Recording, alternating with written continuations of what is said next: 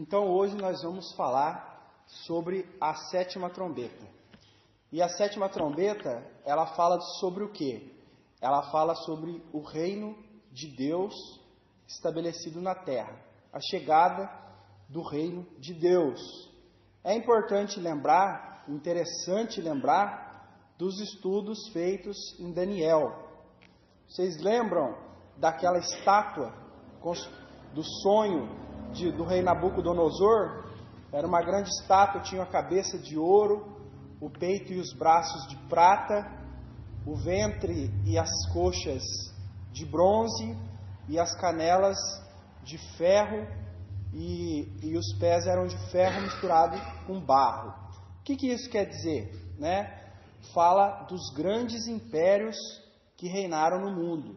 A cabeça sendo a Babilônia, o maior império, depois o peito e os braços, o império Medo-Persa, formado pela Média e a Pérsia, depois o ventre e as coxas sendo o Império Greco-Macedônio, o Império Grego, e as canelas de ferro e os pés de ferro misturado com barro, o Império Romano, os maiores impérios mundiais, E depois de mostrar essa visão desses impérios, uma grande pedra cortada sem o auxílio de mãos é lançada nessa estátua e ela é destruída completamente.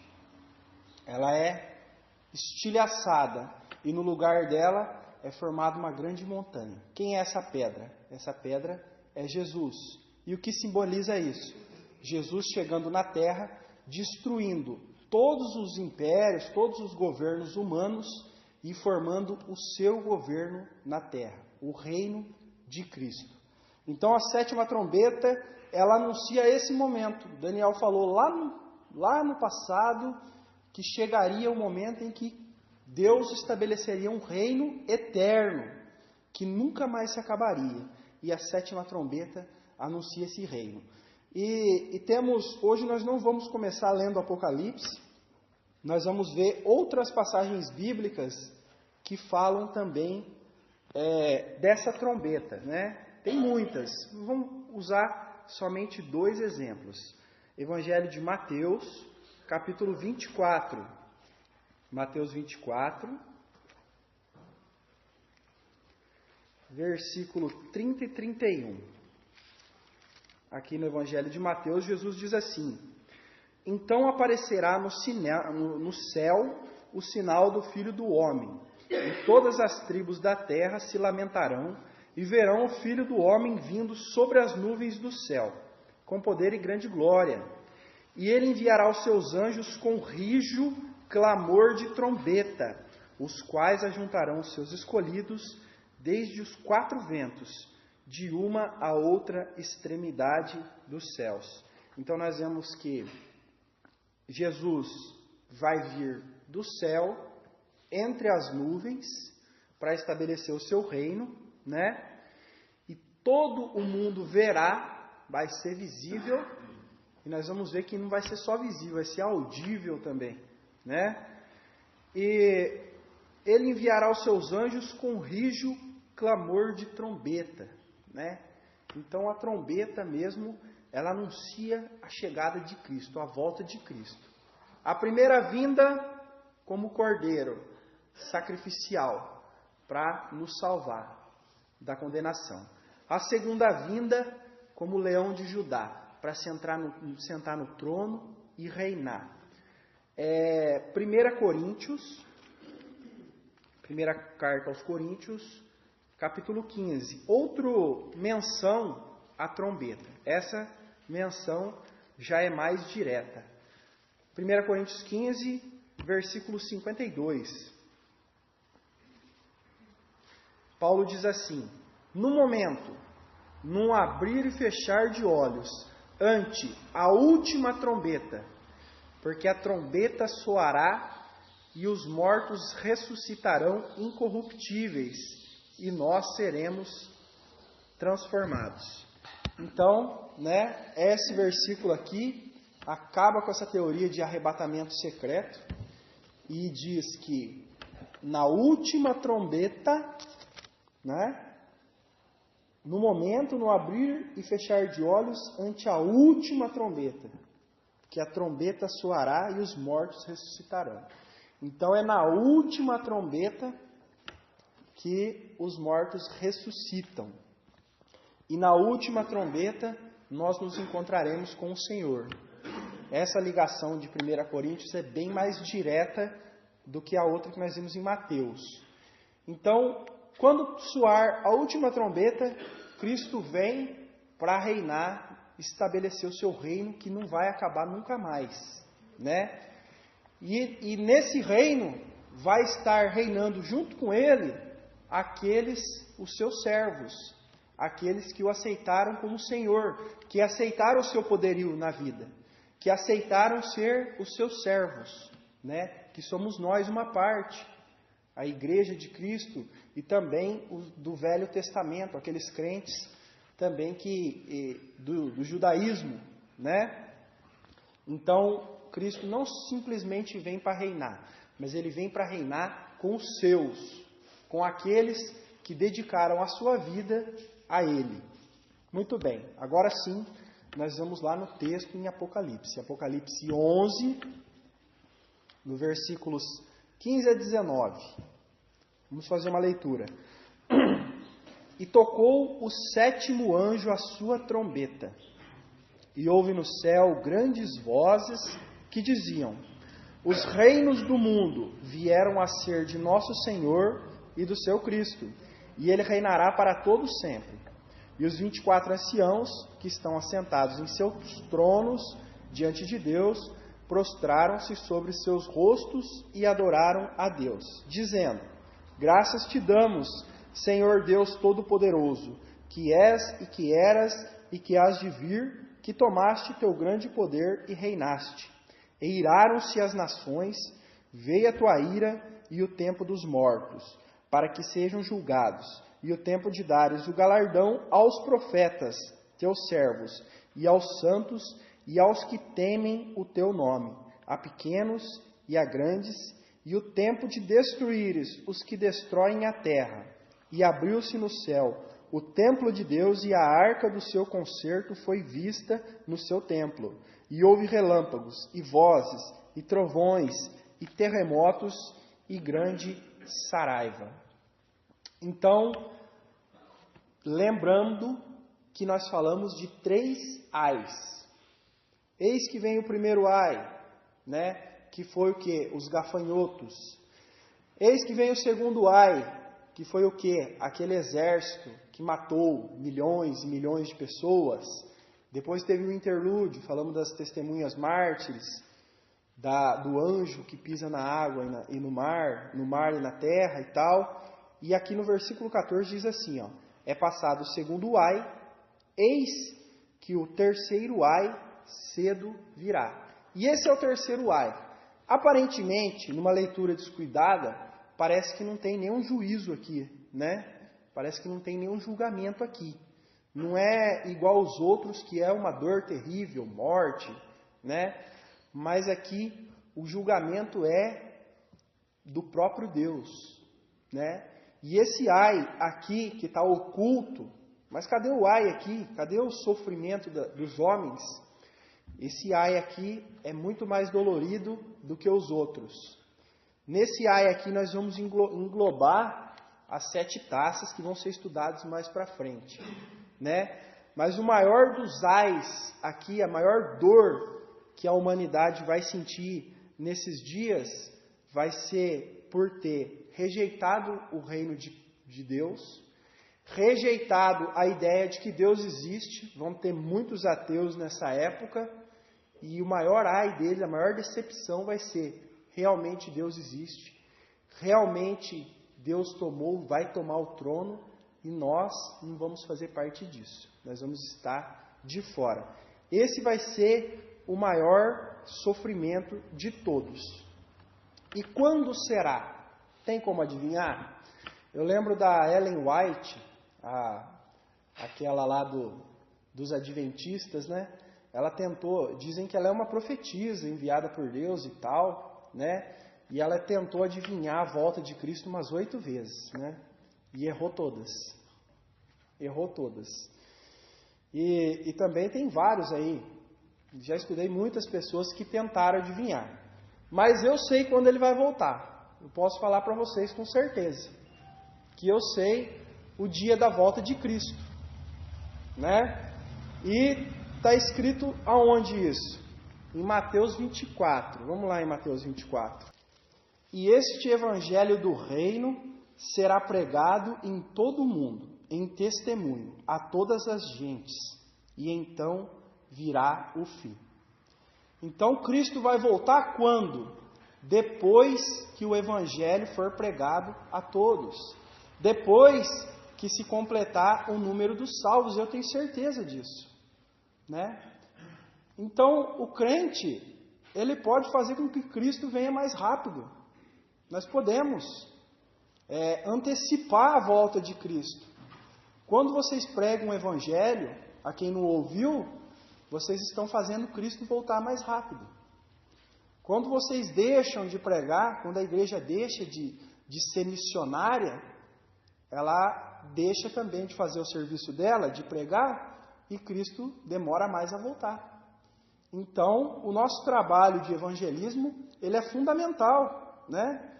Este evangelho do reino será pregado em todo o mundo, em testemunho a todas as gentes, e então virá o fim. Então Deus, ele quer anunciar a sua chance que ele está dando ao homem de se arrepender e de salvação, e depois que todos ouvirem, então Cristo volta. Né? Então, o trabalho nosso é muito importante, de evangelismo. E lá em Apocalipse, voltando lá, nós vemos que nos últimos tempos, nos 3 anos e meio da tribulação, naquele último instante, né, Deus, ele faz por antecipar a volta de Cristo. Ele dá uma explosão nesse trabalho, que são as 2 testemunhas mártires, né? Então, as 2 testemunhas mártires, naqueles últimos momentos, elas vão dar o arranque final da pregação do Evangelho, do anúncio da vinda do reino de Cristo, e naquele arranque que elas vão dar, vai completar o número dos salvos, dos servos de Cristo, e então ele volta. Olha aqui, ó, capítulo 11, né? Nós já estudamos, no versículo 3. E darei poder às minhas 2 testemunhas, e profetizarão por 1260 dias, vestidas de saco, né? Então, Deus vai dar poder a esses 2 homens. Um vai liderar os judeus no evangelismo, e o outro vai liderar a igreja no evangelismo, e vai ser a arrancada final. Vai ser o esforço final para pregar o evangelho, para terminar de falar. Eles vão trabalhar centralizado em Jerusalém, e então virá o fim. Então, quando será? Quando o evangelho for pregado. Então, se nós trabalharmos firme na pregação do evangelho, anunciar a quanto mais pessoas possível, logo virá o reino de Cristo. E como será? Quando será, nós já sabemos. Quando? E como será? Mateus 24. Não, antes de ir em Mateus 24, já estamos aqui em Apocalipse, vamos ler o capítulo 6, versículo 12 até o 14. Lembram dos selos? O selo correspondente à 7ª trombeta é o 6º selo. O 6º selo e a 7ª trombeta são o mesmo acontecimento. É no final da tribulação, a volta de Cristo. Capítulo 6, 12 a 14. Olha lá. E havendo aberto o 6º selo, olhei, e eis que houve um grande tremor de terra. E o sol tornou-se negro, como saco de cilício, e a lua tornou-se como sangue. E as estrelas do céu caíram sobre a terra, como a figueira lança de si os seus figos verdes, abalada por um vento forte. E o céu retirou-se como um livro que se enrola, e todos os montes e ilhas foram removidos dos seus lugares. Então, a volta de Cristo quando nós estávamos desenhando aqui, né? Eu escrevia sempre o sexto selo como o abalo cósmico, o abalo nas forças naturais, né? Como dizem os cientistas, as leis da física são inabaláveis. Nada pode, nenhuma força pode mudar as leis da física.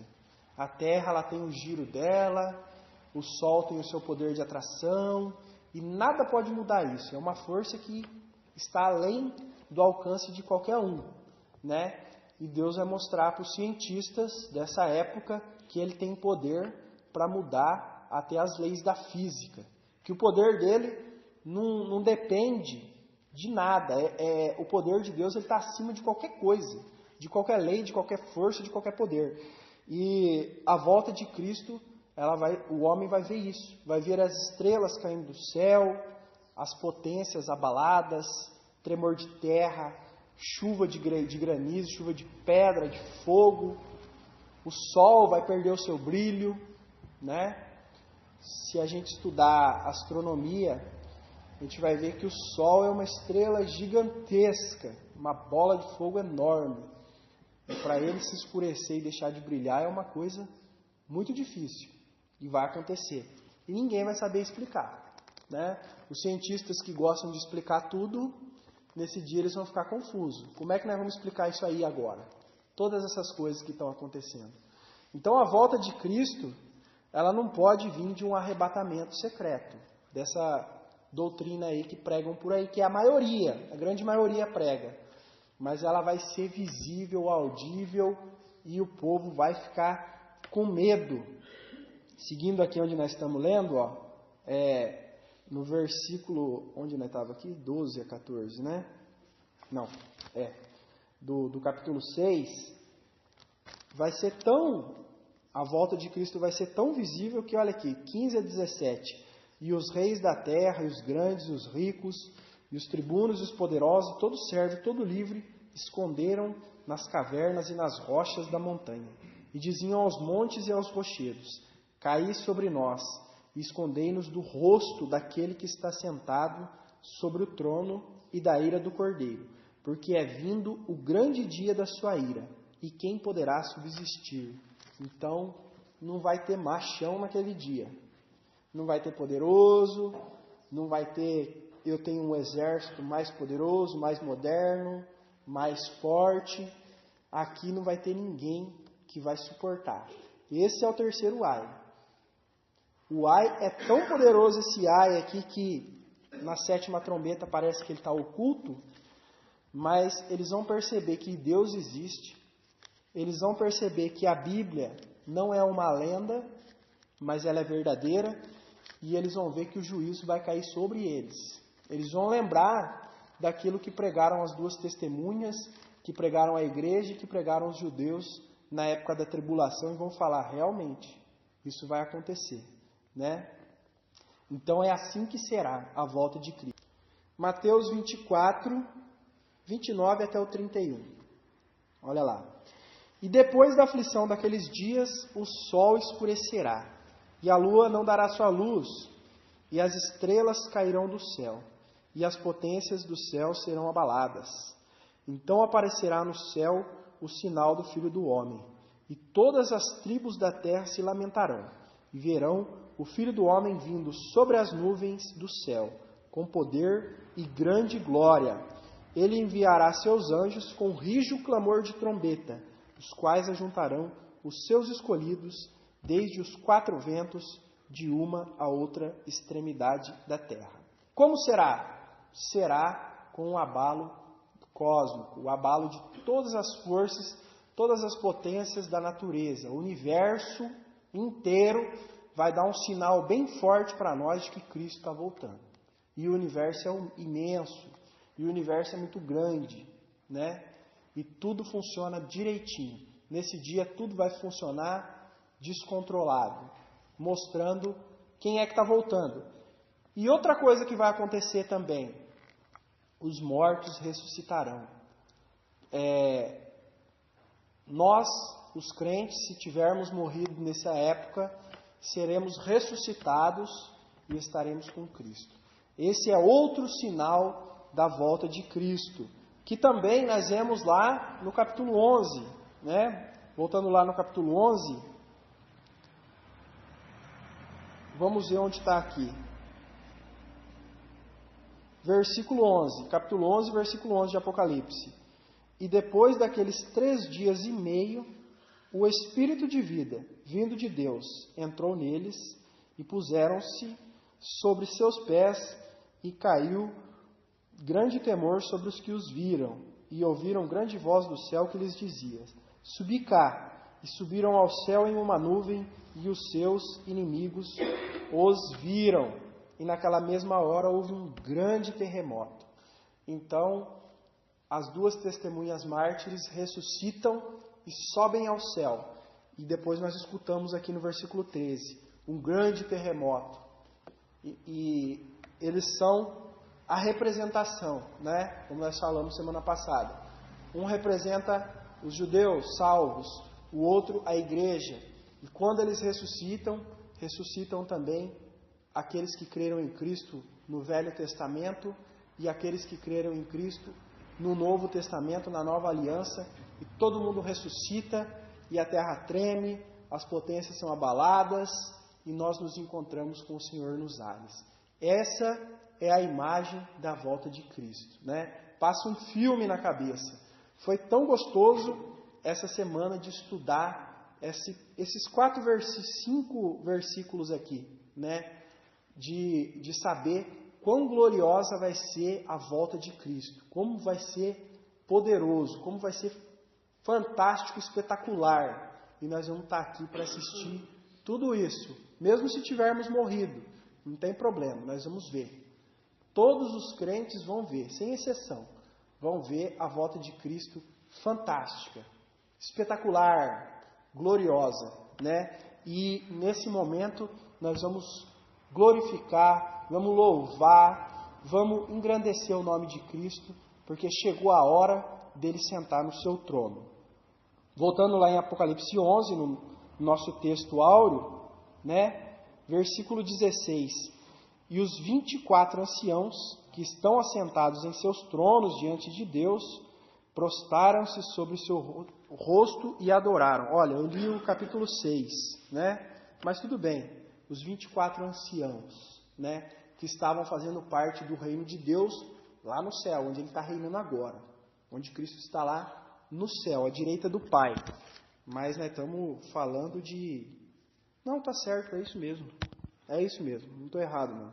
Versículo 17, dizendo: Graças te damos, Senhor, Deus Todo-Poderoso, que és e que era e que hás de vir, e que tomaste o teu grande poder e reinaste, né? Então, esses 24 anciãos que estavam, na visão de João, em volta do trono, 24 tronos, eles agora estão louvando, por quê? Porque chegou a hora da volta de Cristo, chegou a hora dele tomar o reino dele. Esse reino que é até hoje esperado pelos judeus, né? Quando Cristo veio pela primeira vez, não acreditaram, por quê? Queriam que ele assentasse no trono, lá dentro do templo, e reinasse, mas ainda não estava na hora. Aquela hora era a hora de redenção, de entregar a vida por nós. E esse momento tão esperado é recebido com: graças te damos, Senhor Deus Todo-Poderoso, né? Tomaste o teu grande poder e reinaste. Vai ser um momento para os crentes de louvor a Deus, né? De render a Deus glória. E esses anciãos que presidem diante do trono, que assistem ali diante do trono, eles louvam a Deus. E nós também, com grande louvor, com grande adoração na volta de Cristo. Mas nem todos vão estar louvando a volta de Cristo, infelizmente. Versículo 18, olha: E iraram-se as nações, e veio a tua ira, e o tempo dos mortos, para que sejam julgados, e o tempo de dares o galardão aos profetas teus servos, e aos santos, e aos que temem o teu nome, a pequenos e a grandes, o tempo de destruíres os que destroem a terra. Então, chegou o tempo da retribuição também, né? Por isso que o rolinho que nós falamos, que João come o rolinho, né? E é doce na boca e amargo no ventre, né? Doce para esses 24 anciãos aqui, que finalmente chegou o momento de Cristo assentar no reino dele, porque ele merece. E amargo para quem rejeitou o reino de Cristo. Por isso que nós temos que pregar. Por isso, quem não aceitou o reino de Cristo ainda, precisa fazer isso agora, para que seja doce nesse dia, para que não seja amargo, né? A palavra de salvação, ela parece ser uma repreensão, mas depois ela pode ser amarga um pouco, mas ela vai ser doce depois. Porque quando ele voltar, né? Quando Cristo voltar, ele vai julgar. Ele vai julgar e ele vai fazer justiça, né? Deus é amor, mas tem um momento em que Deus aplica a sua justiça, né? E dá para escapar dessa ira de Deus aqui, né? O tempo de destruíres os que destroem a terra, dá para escapar disso. É fácil, facílimo, é só abrir o seu coração para Jesus agora, né? E para encerrar o versículo 19, vamos comentar. E abriu-se no céu o templo de Deus, e a arca do seu concerto foi vista no seu templo. E houve relâmpagos e vozes e trovões e terremotos e grande saraiva. E abriu-se no céu o templo de Deus, né? Então, foi visto o templo. Esse templo que João estava vendo lá do trono, foi visto assim como viu Estevão antes da sua morte, né? E todos viram o templo de Deus, e também eles viram a arca do seu concerto, né? É difícil comentar sobre essa arca da aliança aqui. Em algumas traduções de Bíblia vai estar a arca da aliança. É difícil comentar por quê? Porque ela desapareceu. Até o Indiana Jones já procurou ela, né? E a arca perdida, se vocês assistirem lá, vocês vão ver, né? E essa arca não foi achada. No livro Os Apócrifos, Macabeus, fala que essa arca foi escondida, né? Mas a Bíblia não fala nada, né? E aqui ela aparece. Mas que símbolo que tem a Arca da Aliança? O que ela representa, né? O que nós podemos dizer? Tem várias representações. Quando os judeus iam guerrear, ela ia na frente, simbolizando que Deus estava na frente da batalha e era Ele que dava vitória. Ela representava também o propiciatório. A tampa dela era onde se aspergia o sangue dos animais sacrificados, representando também a redenção.